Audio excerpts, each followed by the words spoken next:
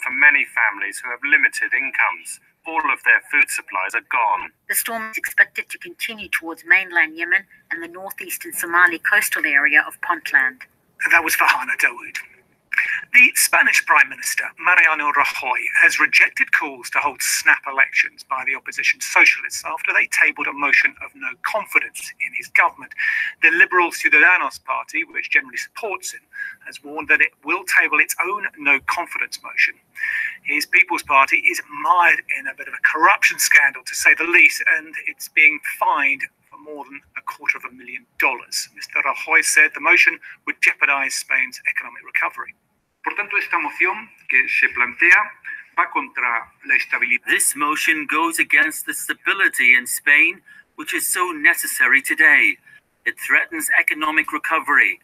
Just look at how the stock market is improving.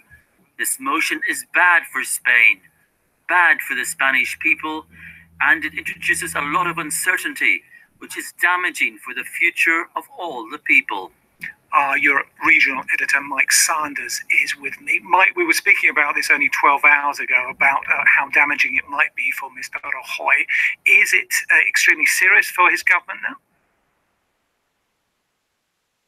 It's extremely. He's come out fighting, and he's pointed out that this court judgment concerns only a couple of small suburbs of Madrid back in 2003, and he's accused Pedro Sanchez, the leader of the Socialist Party that has tabled this no confidence motion, of basically political opportunism. Now, luckily for him, that view is somewhat shared by his allies in a supply and confidence agreement.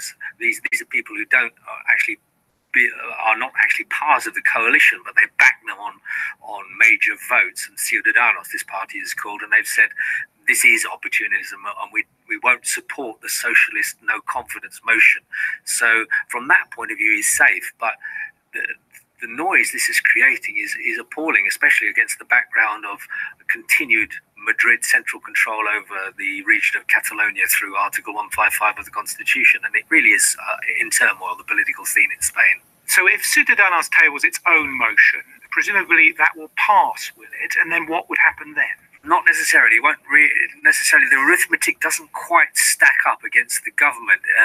Ciudadanos has 32 seats, so that's not enough in itself to go in with the opposition and topple the government. And the other problem is that Ciudadanos says it won't vote with separatist and populist parties or the Catalan parties. There are big differences there. Ciudadanos itself is, of course, a Catalan party, but is very much pro-union. So it doesn't want to see itself voting on the same side as the separatists, which would be one of the things that could actually push the government towards toppling in terms of the arithmetic.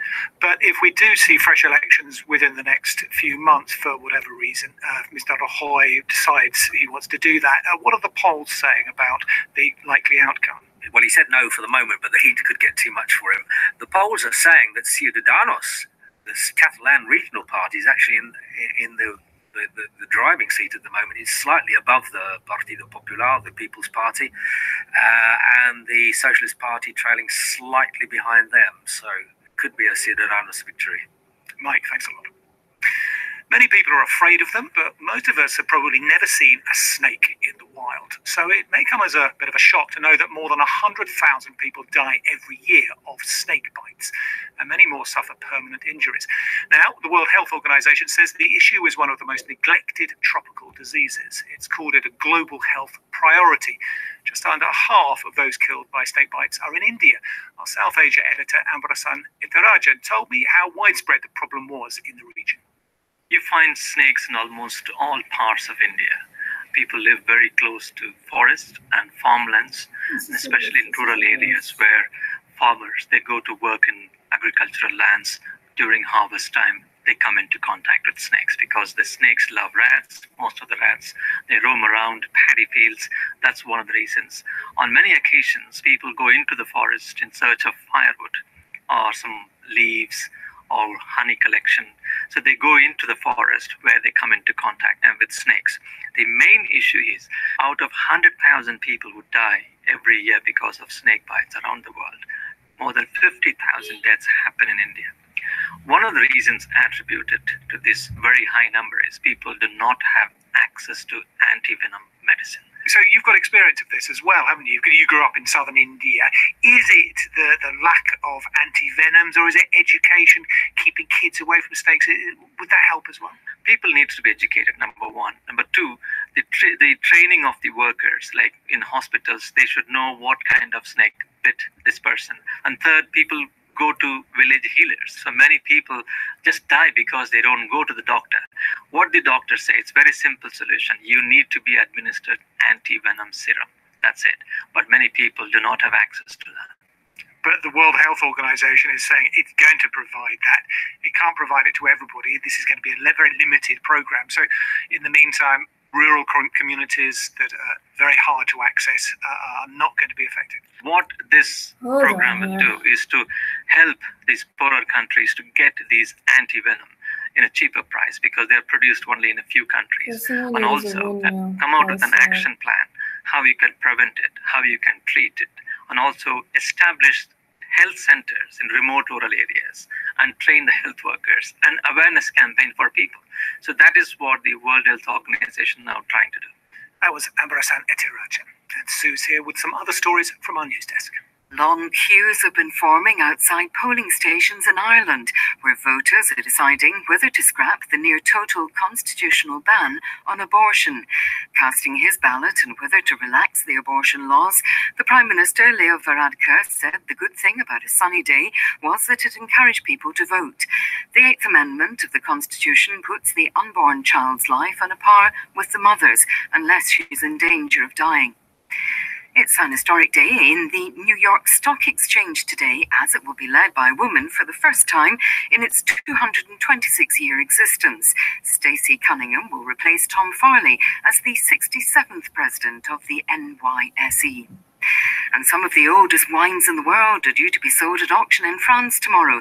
The bottles of wine called Arbois Vin Jaune date to 1774. The auction house, which will conduct the sale in eastern France, says the vintage bottles could sell for as much as $23,000 each. I'll be buying several. Thanks, Sue. Liverpool take on Real Madrid in the Champions League final tomorrow at the NSC Olimpijski Stadium in Kiev. The Spanish side are the holders, winning 3 of the last 4 finals and 12 European Cups in all, while Liverpool are 5 times European champions. Cristiano Ronaldo and Mo Salah are the star players in a final which will be watched by a global audience of hundreds of millions. BBC's Mike Williams joins me now from Kiev, where both teams have started their training. Mike, give us a sense of the atmosphere there. Yes, good evening, Nick. From Ukraine, the capital city, Kiev, is a hush on this Friday evening, fast approaching 9:30 in the evening local time, on the eve of the Champions League final, as you say. All week, the great and the good of European football and around 300,000 additional tourists from all over the continent have descended on this city for this big match, simply the biggest club football match in the world. Real Madrid, as you say, looking for an unprecedented 13th title against the most successful British side in European football, Liverpool. They face off tomorrow in just over 24 hours' time in what promises to be a tantalising and dramatic match, one that I personally can't wait for. A few logistical problems for Liverpool fans, though, I hear. Yes, there were several flights, 3 or 4 at the last count, that were cancelled from Liverpool to Kiev at the last minute. Several were cancelled yesterday, a further 2 were cancelled today. One, we believe, has been managed to be rescheduled for Saturday morning, but certainly a vast number of Liverpool fans, stretching into the thousands, we believe, the low thousands, are now stranded in England and unable to get out to watch their team in the Champions League final on Saturday. They are unable to find alternative transport and alternative flights to get out here to Kiev. They have been promised full refunds, but I imagine that's scant consolation when you have banked on seeing your team potentially make history. I'm sure it is. Mike Williams, many thanks. The West African nation of Mali has gifted the world some mesmerizing music. One of its musical stars, the singer Kassé Madia Diabaté, has, though, just passed away after a long illness. He was 69. He was a famous in West Africa and our reporter James Copland.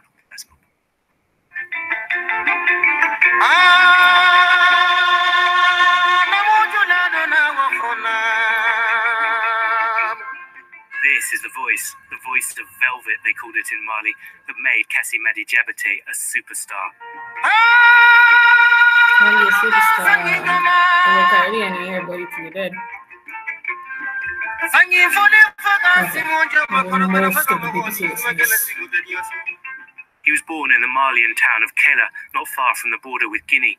Like many people in that town, he was from a long line of griots, praise singers, all historians and musicians who've played a key role in Malian life for centuries. Even among the griots, Kassimadi Diabaté was exceptional. This song, Kulanjan, is a reworking of an old classic.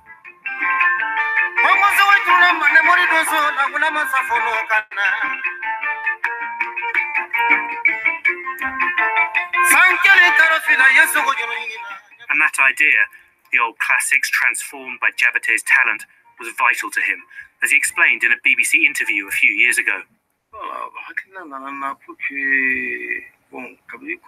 I really wanted to advise the youngsters of today to keep the tradition alive, and I made some of the songs up myself by inserting lyrics which give advice to the young musicians and youngsters in general to keep their minds on the tradition, our tradition.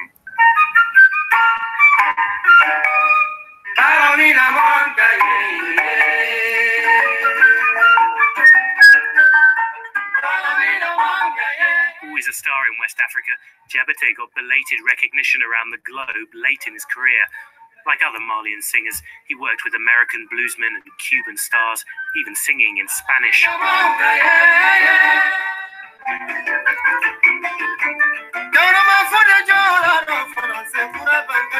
But he will be remembered most for songs in which his sublime voice soared over choras and drums, the instruments which have enthralled Malians for centuries. James Cocknell reporting there on the life and work of Kassimadi Diabaté. That's about it for the newsroom for now. Thanks for your time. The latest in sport today is next on the BBC World Service, and then it's Hard Talk. Here's Zainab Badawi. My guest is Les Hinton, who for 50 years was Rupert Murdoch's right-hand man at News Corp. He presided over some of the biggest controversies there, like the phone hacking scandal in the UK. That's followed by Crowd Science.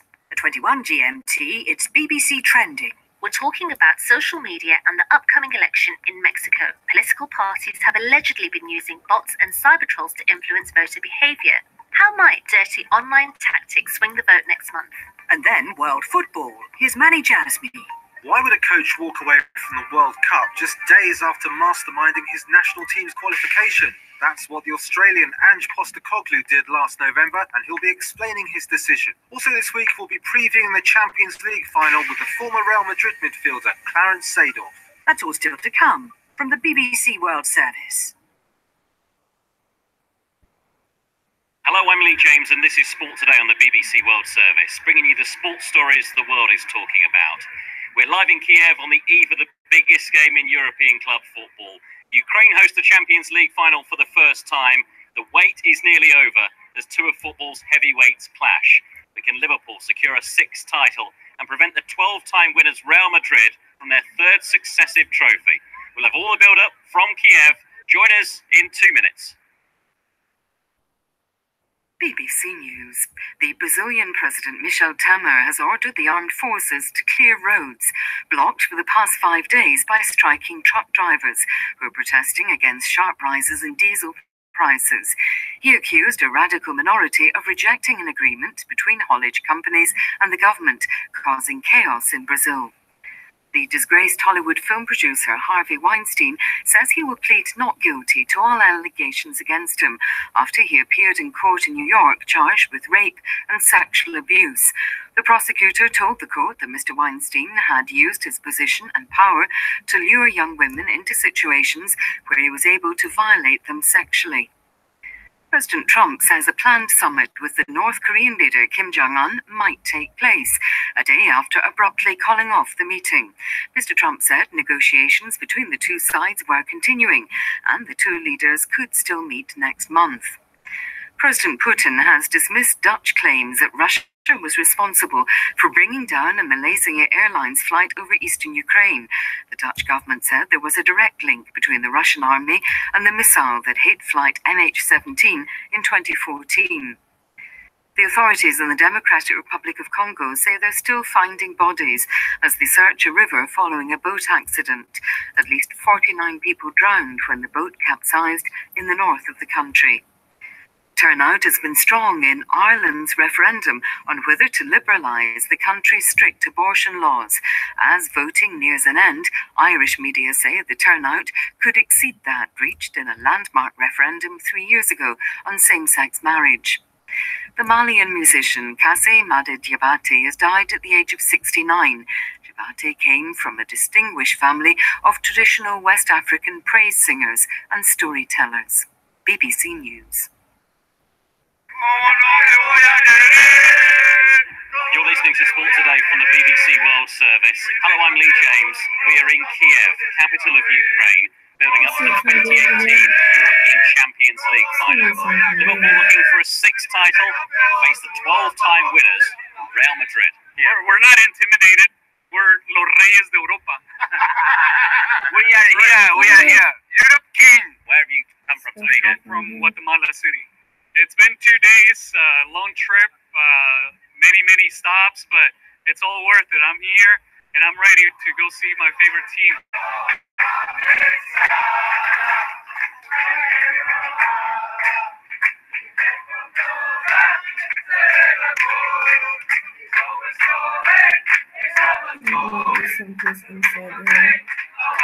Well, those fans, like many more here, have made the journey to the States where all manner of activities go on before the big Champions League final. You can have your photo taken with the trophy itself. You can try and score goals like Mo Salah. And he's around about a 20-minute walk away from the Olympic Stadium where the action's going to take place on Saturday night. We're from Kiev. We're from Ukraine, so, it's our dream to see Liverpool in final. But to see Liverpool in Ukraine in final, Of course. All your dreams come true. It's all Ukrainian fan dreams. Every time, man. You must understand that that Liverpool is the most popular English club in Ukraine, and you see, Kiev is red. You see this.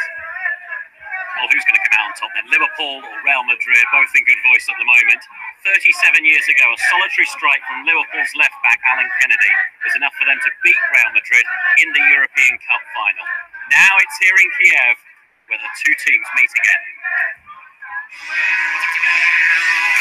Here's Salah, great control by the Egyptian. Rolling it towards Bell, hasn't been dealt with, and it loops in off a deflection, and the goal from Casemiro. This is Oxlade Chamberlain! Oh, what a strike! Bicycle kick from Ronaldo! It's exceptional! And there was that foot.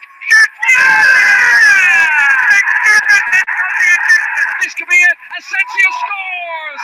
Left-footed finish, as cool as you like. Let's go there and perform on a level which maybe people would say it's not possible for us, but it is possible. I'm sure it's going to be difficult, but I'm also sure that it's going to be difficult for Liverpool.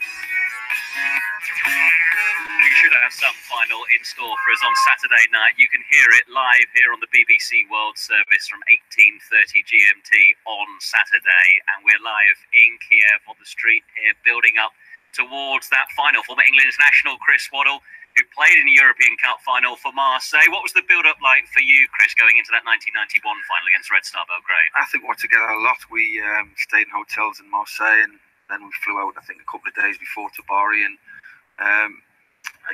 as a player, the build-up goes on for weeks and weeks, and it's like you get sort of just play the game. I want to play the game, and the more people talk about it, the more tension comes, and it's hard to relax because everywhere you go, everybody's talking about it. And so we just got there, and it was basically a couple of training sessions, and it was like just blow the whistle. You just wanted it to happen. You just focus, thinking, just start the game, and we played Red Star Belgrade, and they caught were unaware really, because the way they qualified out of the final, they were really attacking minded, and they parked the bus against us. So it was a bit strange. Actually, after 10 minutes in the game, we thought, what's going on? We didn't understand it, and it took a long time to realise that. And obviously we ran out of time. Yeah, and in the end, it was Red Star that year. I wonder what kind of final we're going to get. We'll talk about that and also whether experience is going to count for Real Madrid. But what does it mean then to play in the Champions League final for the first time? Here's Liverpool's Senegal international Sadio Mane, who's confident they can cause an upset and win their 6th European Cup. For us, I think it's one of the more important games in our career. And of course, it will be not easy because we know they have experience and also they have qualities on the teams, and we respect them a lot. But we also have players and staff to beat any team in the world. So we're gonna go there and try to do our best and create them the most problem we can and try to win the game. How much do you put on the fact that Real Madrid have the experience? They've been there 3 of the last 4 years. They can almost circle this in their calendars each year, can't they? Is that really going to be a telling factor? I think it's the first time it's really important for them, not just to get the 3 in a row, but they've had a poor season from Real Madrid standards, let's be honest. I know people say, well, they've got the Champions League final, which is a great achievement.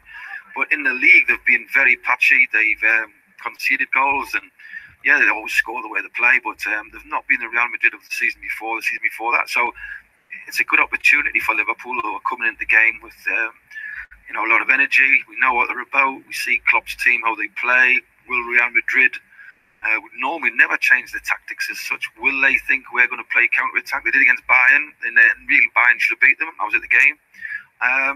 So when you look at it, Liverpool are coming in, and I think Real Madrid will be a little bit very weary, in fact, of what Liverpool's got to offer. Is there something about this competition, though, and Real Madrid, even this season, when you say they've been off the pace in the league, but they've beaten the champions of France, Italy, and Germany to reach this final, haven't they? Could easily lost 2. Juventus gave them a really good game, didn't they? And Paris did really give them a good game. So it could easily be, which could easily be talking about a different team in the final here, but their experience come through.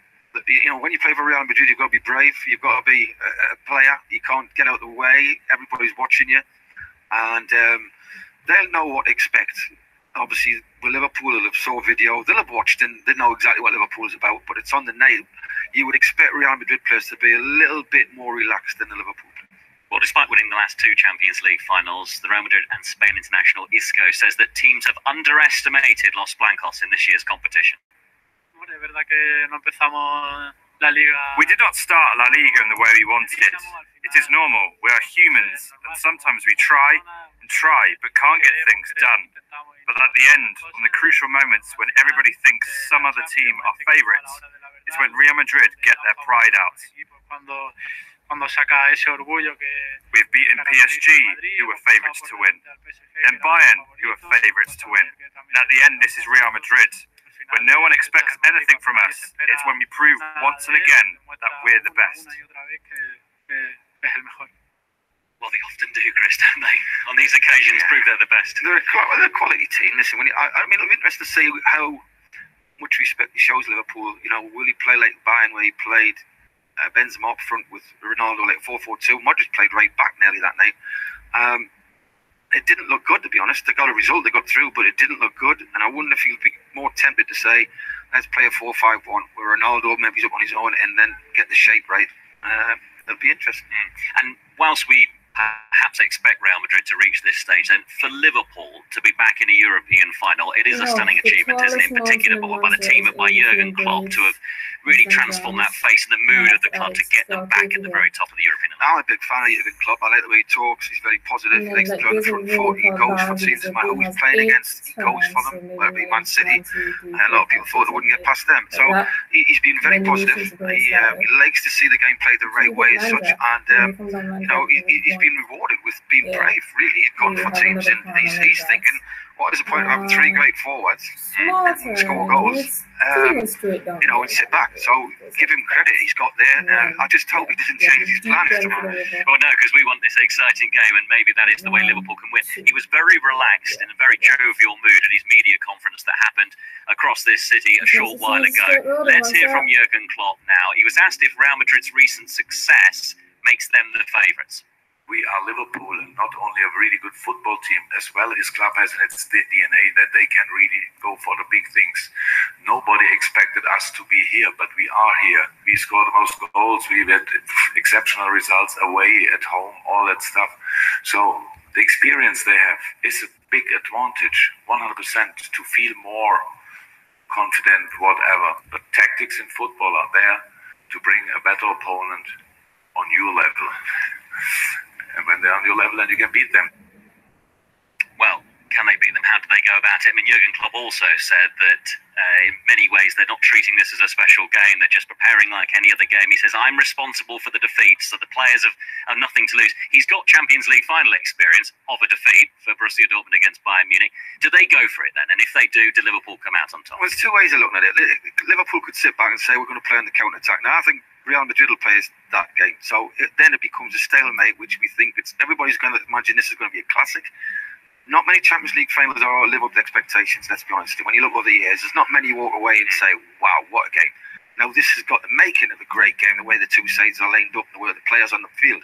Sometimes they cancel each other out and nerves creep in, no risk football. So we don't know how it's going to pan out. Yes, it looks great on paper. Jurgen Klopp, I think he sounds a little bit nervous himself the way he's talking. I mean, he's in a final. He's only won one cup final. That was with Dortmund, and it was an FA Cup final in Germany. So he's not got a great record in cup finals.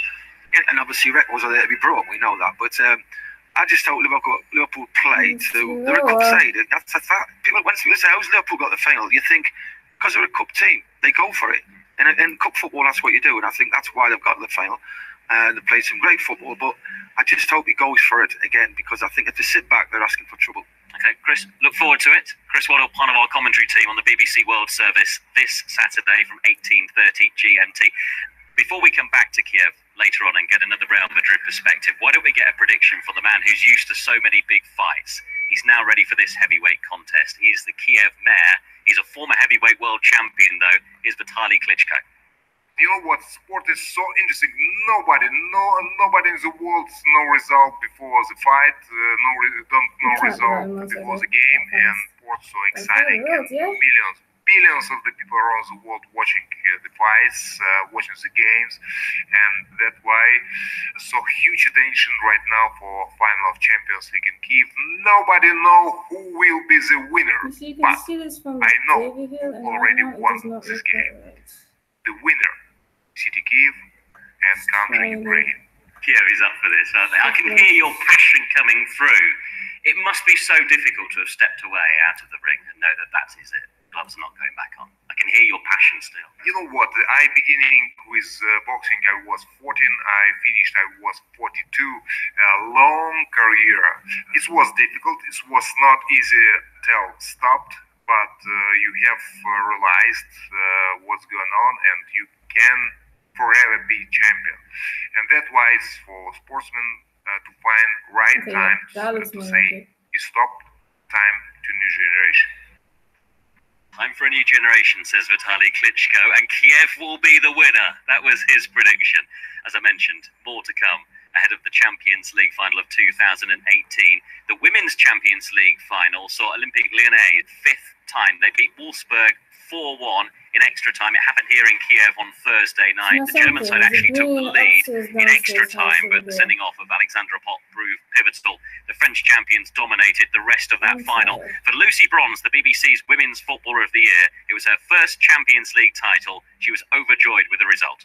I don't think we played too well, especially not in the first half. I don't think we looked ourselves, and it took until they scored really for us to kind of get in the game a bit more and start passing. I think a lot of us had a bit of an off day today, but that's what champions do, and that's why we've got so many world-class players, is that some people might not be performing, but everyone else can lift the team. I said I was going to come to Lyon and win the trophy, and I've done exactly that, and I'm so happy, and it's got to be the highest. Champions of Europe. Obviously, if I win a gold medal at the World Cup or the Euros, something that'd probably be better, but there's nothing better domestically than this. I mean, just making history, that's what this team does. That's why people come to this team. So that's Lyon's Lucy Bronze, a winner of the Champions League. Lyon victorious once again. And the BBC's Joe Curry joins me now. So did Lyon deserve it then, would you say, over the 120 minutes? Do you know what? Bearing in mind these were the two best teams in the competition, there was all this hype, there was all this expectation. It was the dullest 90 minutes I have seen in a very long time. The extra time, wow, extra time was incredible. 4 goals, the red card. It kind of blew everyone away, I think. But over the 90 minutes plus the extra time, yes, I think Lyon deserved it. There wasn't much between the two sides in normal time. Each team had a couple of efforts. Neither goalkeeper was really bothered. And then it was Wolfsburg that took the lead in extra time. And you could see Lyon at that point finally put their foot on the gas. And yes, it probably did take for Pop's red card to really get them going. But as soon as they got that first goal, I don't actually think there was any doubt at that point that they would go on and win the final. They were a player up, they were 1-1, and from that point on it was all Lyon. And so yeah, they deserved it. And Lyon have been this dominant team now. It's their third title in a row. They've really cemented themselves as a standout team in Europe now. Yeah, they're the fifth title overall. Coming into this competition, they had 4 titles. Frankfurt had 4 titles. Now they're the team with the most titles ever. So if there was any doubt, I think it's now fair to say Lyon are most definitely the most successful team in European history. And you only have to look at the players in their squad. They've got 8 different nationalities in that squad. They've basically looked at the top female nations around the world and taken their best player from that country, Marijan from Germany. You mentioned Bronze from England, Kumagai from Japan. And so, yeah, Lyon are now setting the pace for everybody else, and the rest of Europe is now chasing Lyon. Having said that, we've had Lyon and Wolfsburg quite a lot in the final of the Champions League. Are we looking, though, at a greater strength now right across the competition, would you say? You know, for such a long time, France and Germany have dominated this competition. Yes, once again, we had a team from Germany, a team from France in the final, but for the first time ever, we had 2 teams from England in the